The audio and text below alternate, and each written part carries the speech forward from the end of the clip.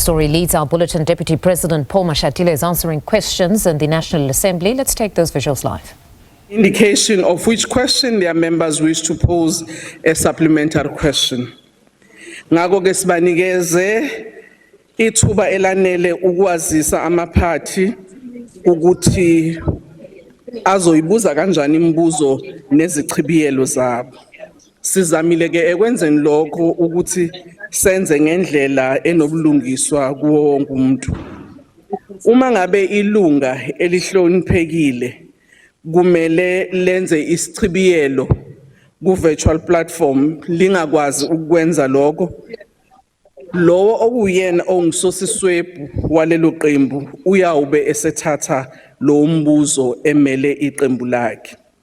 Uma ke wonke okanye yonke imibuzo eyizichibiyelo ukulandela lo mbuzo obungohlonze kusekela mongameli siyobe sesidlulela embuzweni olandelayo. The first question has been asked by Honorable Mtuli. The question is about measures that the government has implemented or considered to assess the extent of which commercial banks can contribute towards growing the agricultural sector by adjusting their qualification criteria for smallholder farmers in rural and underdeveloped provinces. The Honorable Deputy President.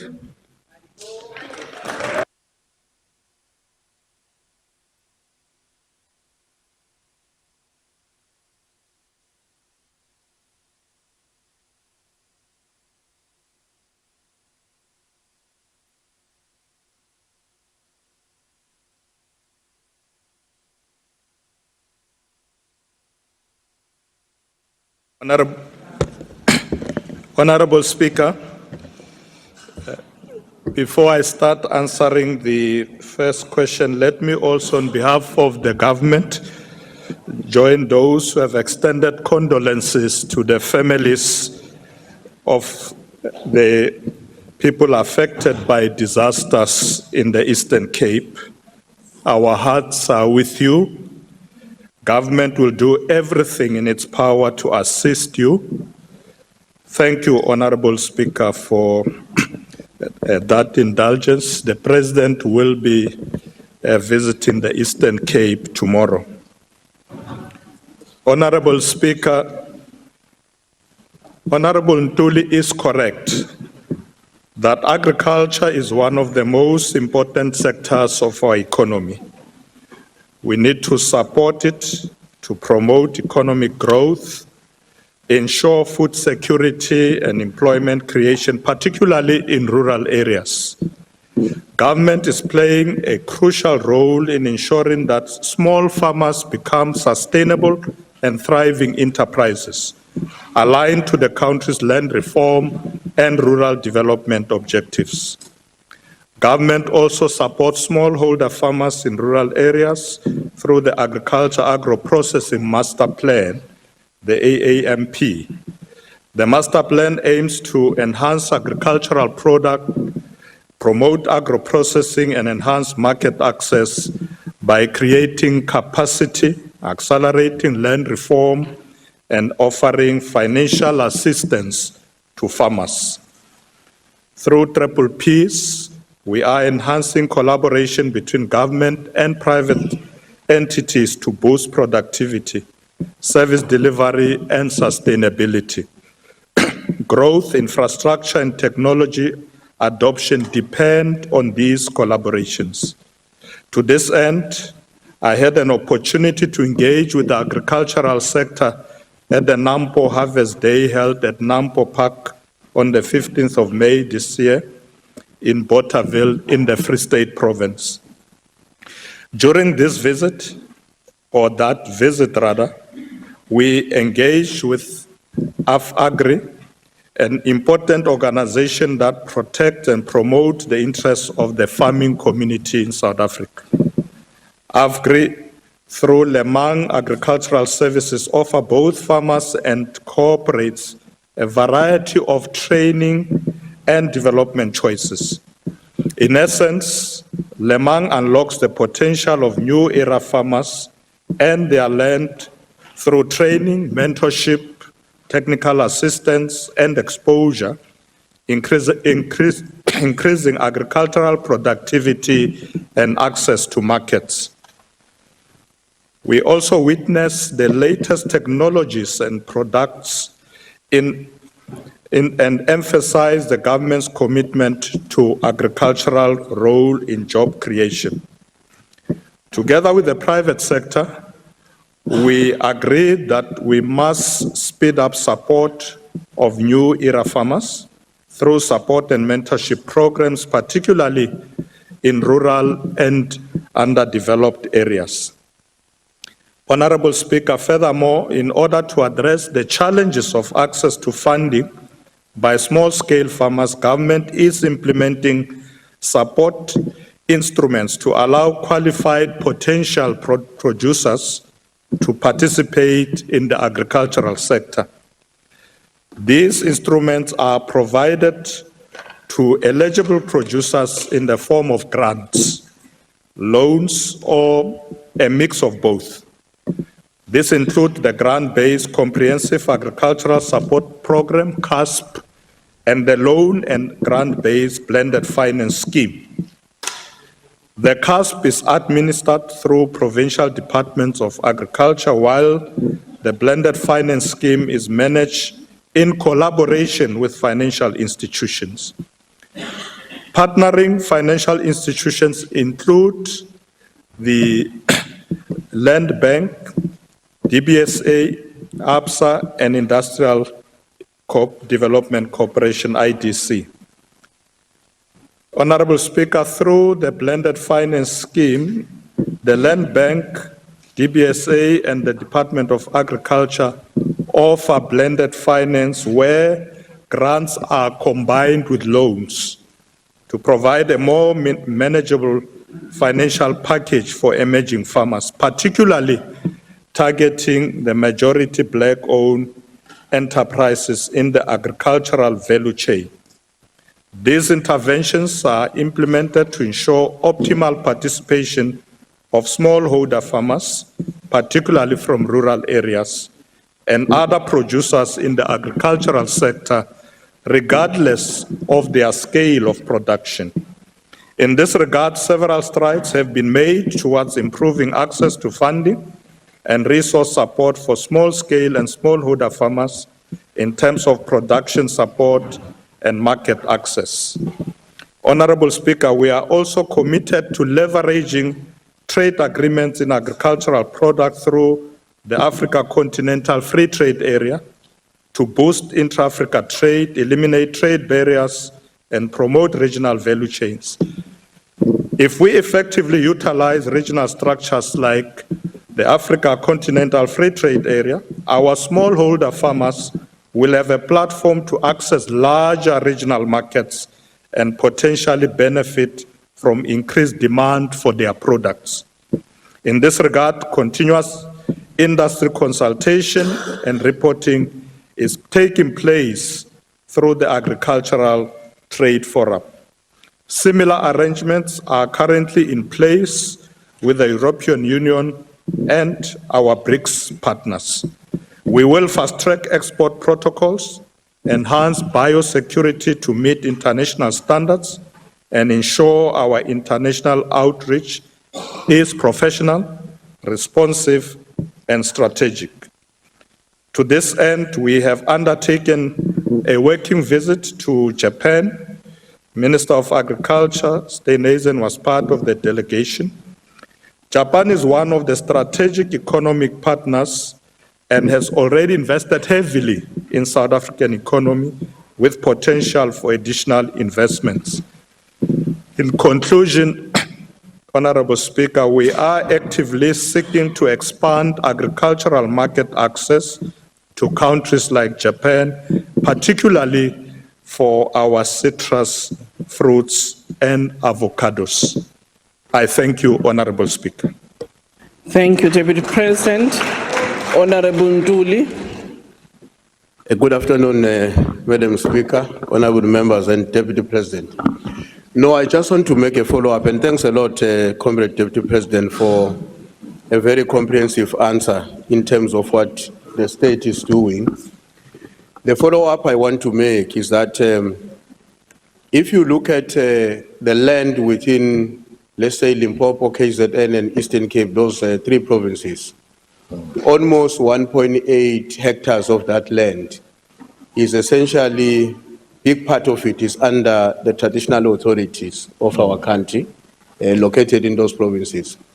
Now, commercial banks usually, and in many respects, are not very keen to support the small commercial farmers in those areas because they lack what is called collateral.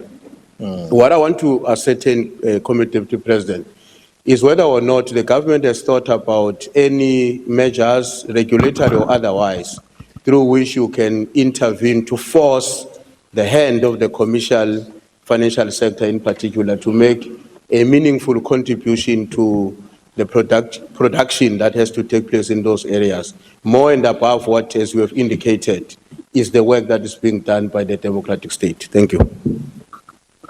Deputy President. Thank you very much, Honorable Speaker. Honorable Ntuli, yes, we have considered a number of initiatives in this regard. Firstly, we believe as government is a number of funds that are in place are going to be able to assist. One of them is the Agri BEE fund that has been put in place. But also, if you look at initiatives that are driven by the Land Bank, together with the BSA, as I said earlier, working with the Department of Agriculture to ensure that there is access to blended finance. That, in a way, is a way in which we force commercial banks to come to the party.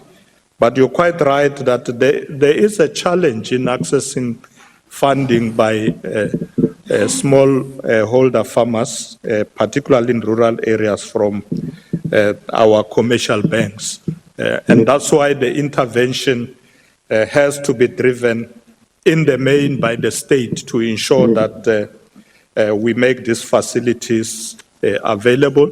The DFIs are being also mobilized to be able to assist in this regard. So we are convinced that these interventions that we are taking as government are going to assist to support smallholder farmers who are battling to get access to funding from commercial banks.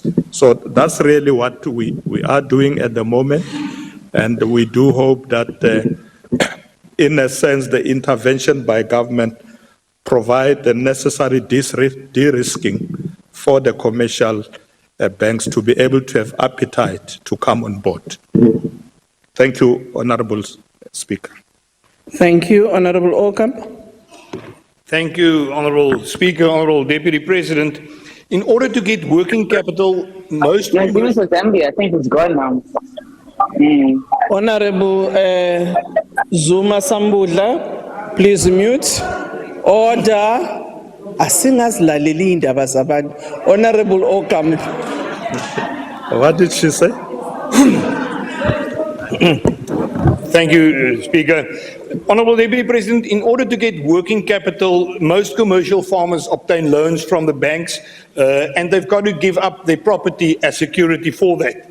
The banks require the registration of a bond over that property because that is the best form of security that the bank can get. The problem is that most smallholder farmers still do not own the land that they farm on, and they therefore cannot provide that land as security for the loans. It is therefore not any rigid qualification criteria of the commercial banks that are having the effect of being discriminatory and exclusionary. It is the fact that these farmers do not get the title deeds for their farms that they farm on that are discriminatory and exclusionary. Does the Deputy President trust these farmers to own their land? And if so, what steps will the Deputy President take to ensure that title deeds of land is transferred from the state to the people that farm on it, so that they can easily obtain loans for working capital? Thank you, Honorable Ocamp. Your time is up. Deputy President. Thank you, Honorable Speaker. Honorable Okamp, indeed, we know that in most cases when you require funding, a commercial bank do need security. And you're quite right that some of our smallholder farmers still don't have title deeds to the land. And that's why one of the programs that we are busy with is exactly that, to ensure that most of those who have land transferred to them should also get title deeds to those pieces of land. So that program is on the table as we speak. So what we do between the Ministers of Agriculture and the Minister of Land Reform, we are collaborating to ensure that we address that. You may have noticed that the Minister of Land Reform has been going around releasing more land, but also dealing with this very issue of ensuring titles. There is a bit of a challenge though in rural areas because we also have to engage with the chiefs and the traditional leaders and so on. There's sometimes in some areas the traditional leaders will say, no, they must hold the title for everybody, and there is tension there, but we are busy dealing with that. Honorable Mqitama. Thank you, Honorable Speaker. The Black African agricultural class was deliberately destroyed by the colonial and apartheid governments. This was done to force Africans to provide cheap labor for white-owned mining and agricultural sectors. The state destroyed the African producer class on the one hand, and on the other supported the development of white agriculture through land access and cheap credit. It was the state, not the private sector, which provided support to the Afrikaner farmers. We also must say, DP, make sure that you don't give loans to our people through a freehold title, because that is a trap to make sure that these banks will steal our land. The current farmer support programs do not target the more than 2 million small-scale black farmers. What have you done to support the 2 million black farmers? Thank you, agree Honorable that the so-called Mqitama, your time did not is support up. these farmers? Deputy President. Thank you very much, Honorable Speaker, and thank you, Honorable Mqitama. It is true that historically the regime removed our people from their land to make them provide cheap labor to the mines, etc. Our role as a new government is to return the land to the people and do it in such a way that, as you say, as we provide these loans, we do it in such a way that we protect them from the commercial banks, so that we don't have a situation where they will lose their land again because of these loans. That's why most of the loans provided at the moment, in fact, is from the state. The land bank is fully involved there. We have brought in the other TFIs and so on, but we must also tap into these resources that are in commercial banks, but of course providing support as a state for people not to be exploited. So we are doing exactly that. Those 2 million farmers you're talking about are being supported as we speak. Because one of the challenges we realize is that it's okay to give people land, but you need to provide support beyond that for them to be able to till the land. And we are doing exactly that with the Land Bank and the other institutions as we speak. Thank you very much, Honorable Speaker.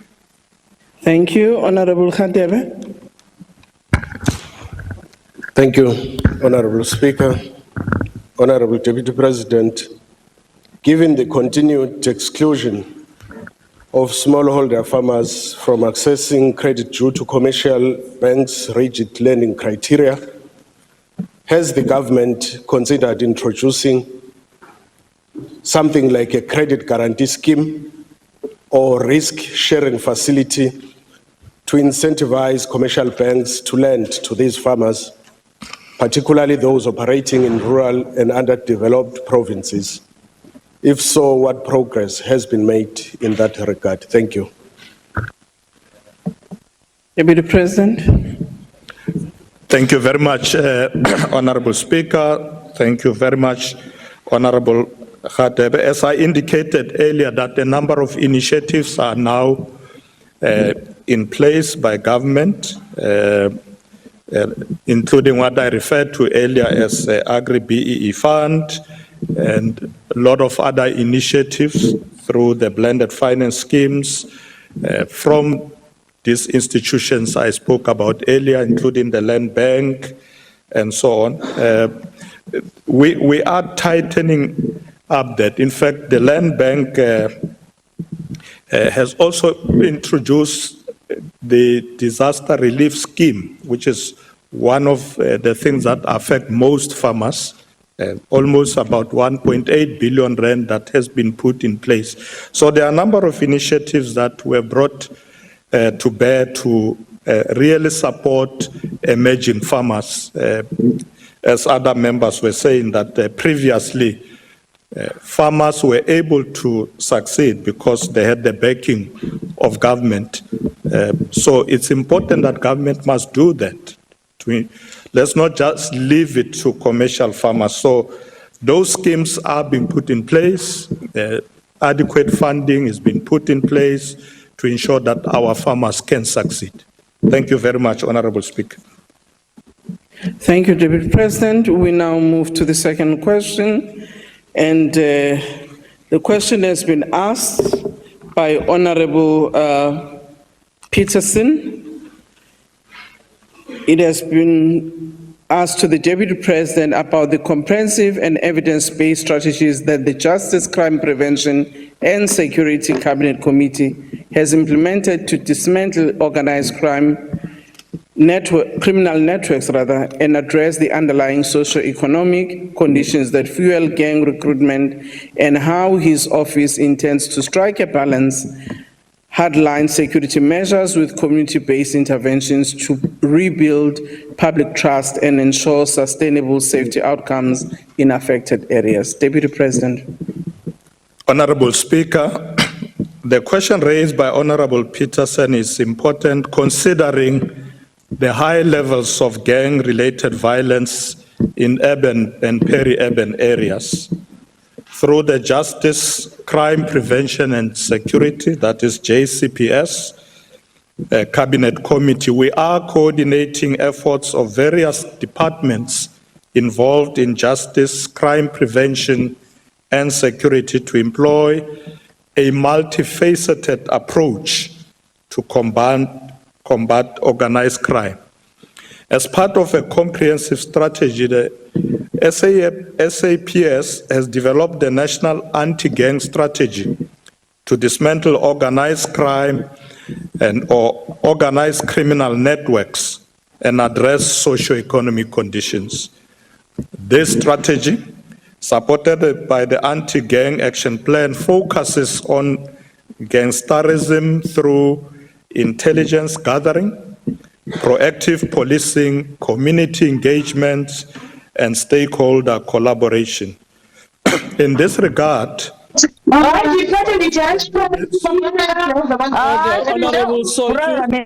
Honorable Soichu, can you please switch off your gadget? Thank you, Deputy President. Thank you.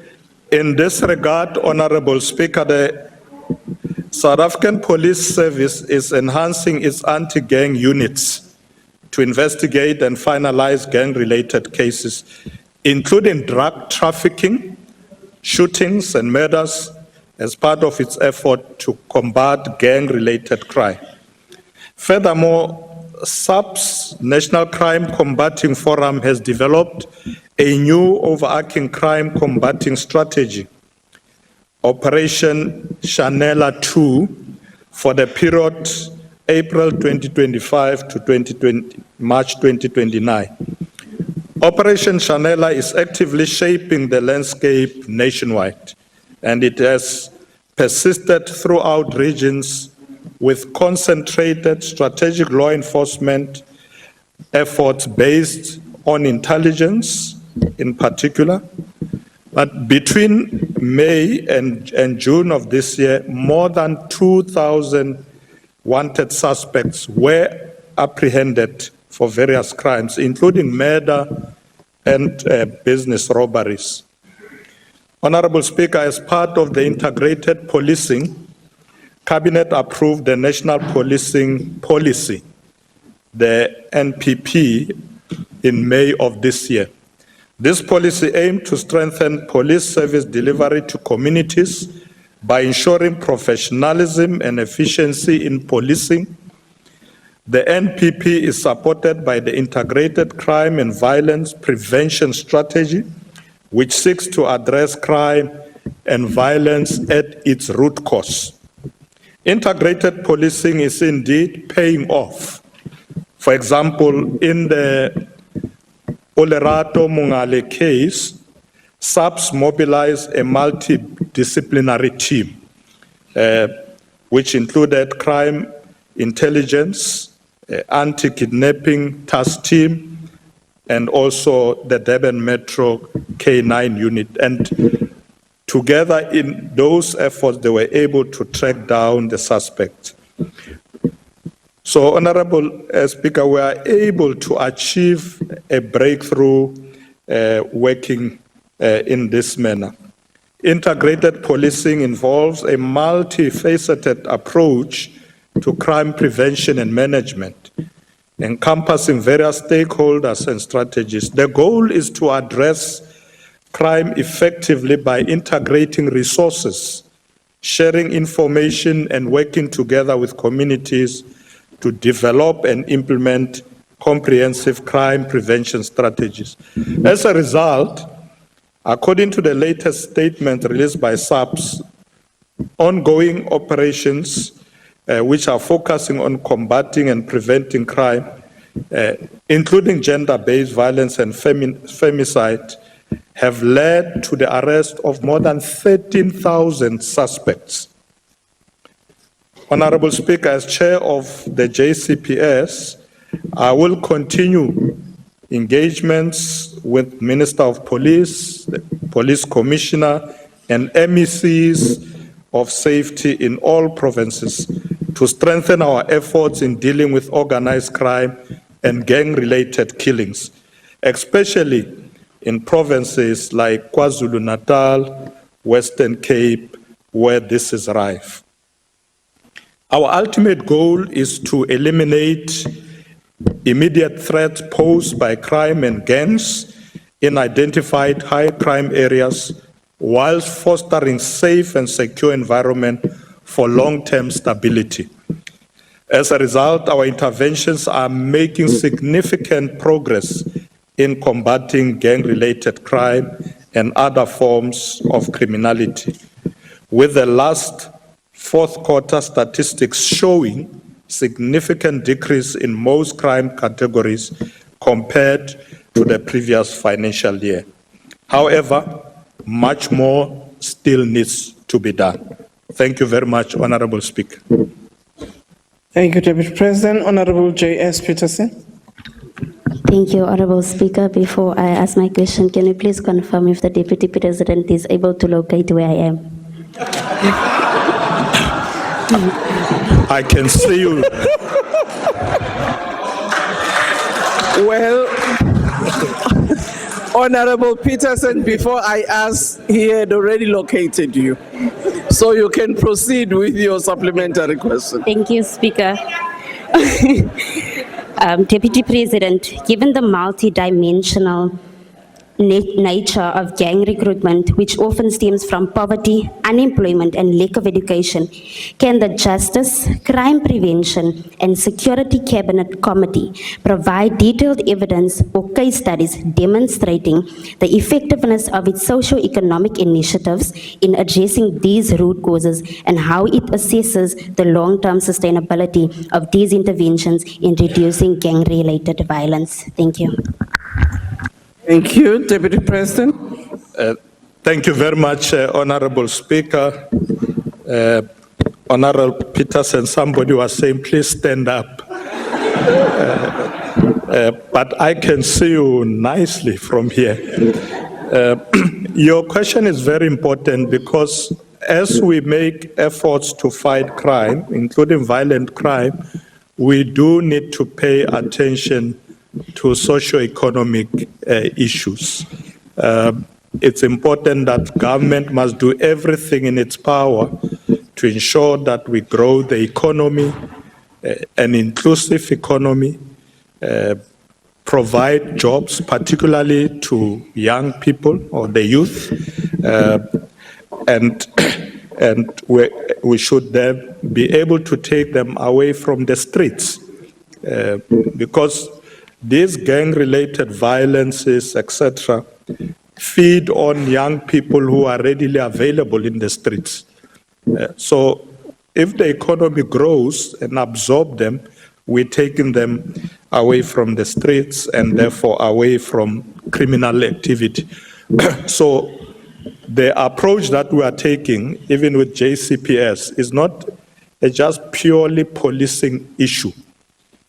It's an approach that involves a number of departments. So if you look at how the JCPS Interministerial Committee operates, it brings together a number of other government departments, including the departments of Treasury, DTIC, Education, and others, because it's an approach that must ensure that dealing with crime must not just be purely a policing matter, but must take into account how do we change the conditions of living of people, and by doing so, take away conditions that create an opportunity for criminal activity. So yes, we are doing that already, and we're going to continue to review and see if we need to strengthen additional interventions in that regard. But thank you very much for the question. Thank you, Honorable Speaker. Thank you, Honorable Matafa. Thank you, Madam Speaker. Honorable Deputy President, thank you for your responses, in which you outlined several commendable successes resulting from the JCPS strategic crime prevention initiatives in various provinces. However, in some areas, gang violence continues to escalate. Communities such as those in the Cape Flats are still experiencing record levels of gang-related murders, which suggest a troubling disconnect between policy implementation and on-the-ground outcomes. In light of this, how does the committee account for persistent difficulties in stabilizing high-risk areas like this, despite ongoing strategic interventions? On measurable outcomes, such as percentage reductions in gang-related crimes or successful identification of kingpins, what is the target that the JCPS Cabinet Committee aims to achieve over the next 12 months? Lastly, and most importantly, DP, how will your office ensure meaningful community participation in both the oversight and refinement of the strategy? Thank you, Madam Speaker. Deputy President. Thank you, Honorable Speaker. Thank you, Honorable Mataf. One of the things I want to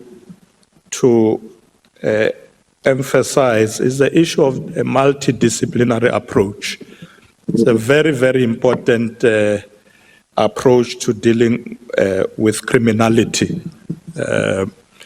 So what we're doing as JCPS is to ensure that all the relevant government departments come up with their plans, their ideas to assist us to be more effective in this regard. And we're going to continue to review and assess the plans that have been put in place, whether it's Operation Shanyela and other operations that the police have put in place. We're going to review them to see how they fit in and strengthen this multidisciplinary approach. It's a very important way in which we think we will be effective in dealing with crime, including violent crime, gangs, people who are involved in drug trafficking and in our communities, and also making sure that our communities are safe from criminals. So multidisciplinary approach is key, and that's what we support as JCPS. And we're quite happy when we see it is gelling with all the various state organs that are involved in this regard. From national, working with provincial governments and local authorities as well. Lastly, Honorable Speaker, the issue that Honorable Matafa has raised of communities is very important. One of the successes in dealing with crime over the years that we have observed is when you involve communities effectively. You know, I know that when we were still young in the youth movement in the township, you know, we initiated street committees and things like those, which the previous regime did not like or support. They arrested many. I'm sure in this house there are many of you who, you know, got arrested because you're involved in these organs of people's power. But that's the way to combat crime. Bring in the communities. So I agree with you, Honorable Mataf. Bring in communities, let them work with the police and other state organs to deal with crime. Once there's a buy-in from the community, there's no way you are going to be defeated by crime. That kind of unity of the community and government and the police, that's a recipe for success. Thank you for your question. Thank you, Honorable Speaker. Thank you, Honorable O.M. Mau.